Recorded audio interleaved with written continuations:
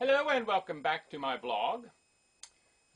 We're now on part 6, The Practice of Autosuggestion by the Method of Emile Coue, revised edition by C. Harry Brooks. Section 3, The Practice of Autosuggestion, part 1 of chapter 7, The General Formula. I think we're getting to the good stuff now, the general formula. We saw that an unskilled golfer who imagines his ball is going to alight in a bunker unconsciously performs just those physical movements needful to realize his idea in the actual. In realizing this idea, his unconscious displays ingenuity and skill, nonetheless admirable because opposed to his desire. From this and other examples, we concluded that if the mind dwells on the idea of an accomplished fact, a realized state, the unconscious will produce this state. If this is true of our spontaneous autosuggestions, it is equally true of the self-induced ones. It follows that if we consistently think of happiness, we become happy. If we think of health, we become healthy. If we think of goodness, we become good. Whatever thought we continually think, provided it is reasonable, tends to become an actual condition of our life. Traditionally, we rely too much on the conscious mind. If a man suffers from headaches, he searches out, with the help of his physician, their cause, discovers whether they come from his eyes, his digestion, or his nerves, and purchases the drugs best suited to repair the fault. If he wishes to improve a bad memory, he practices one of the various methods of memory training. If he is the victim of a pernicious habit, he is left to counter it by efforts of the will, which too often exhaust his strength, undermine his self-respect, and only lead him deeper into the mire. How simple in comparison is the method of induced autosuggestion. He need merely think the end, a head free from pain, a good memory, a mode of life in which his bad habit has no part, and these states are gradually evolved without his being aware of the operation performed by the unconscious.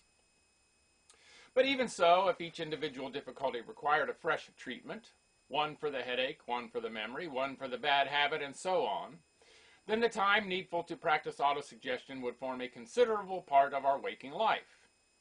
Happily, the researches of the Nancy School have revealed a further simplification. This is obtained by the use of a general formula which sets before the mind the idea of a daily improvement in every respect, mental, physical, and moral. In the original French, this formula runs as follows. And I don't speak French, except, shit, damn, that French.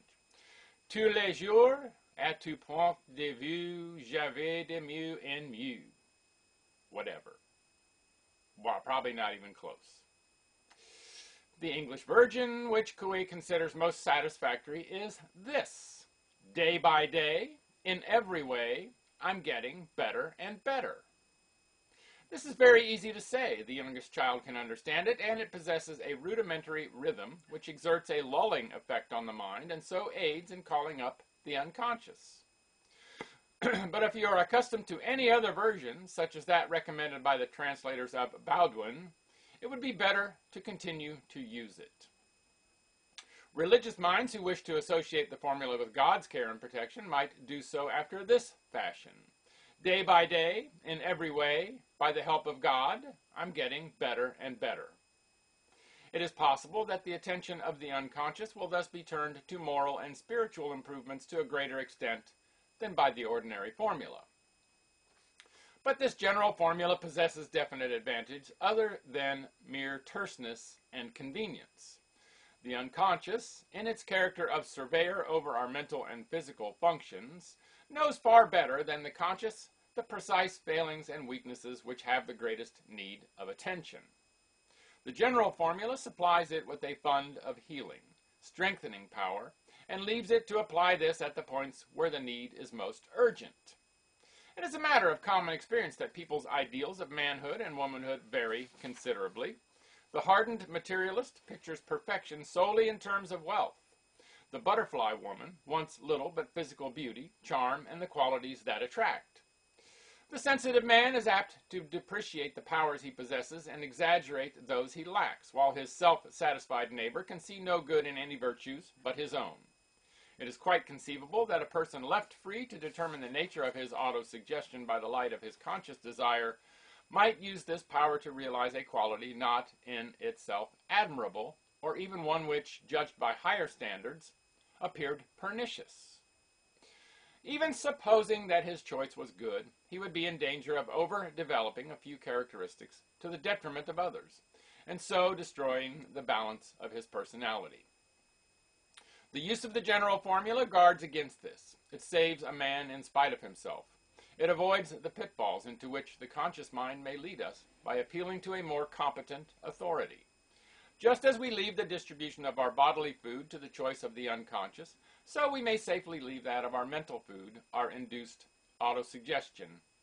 The fear that the universal use of this formula would have a standardizing effect, modifying its users to a uniform pattern, is unfounded. A rigid system of particular suggestions might tend towards such a result, but the general formula leaves every mind free to unfold and develop in the manner most natural to itself. The eternal diversity of men's minds can only be increased by the free impulse thus administered.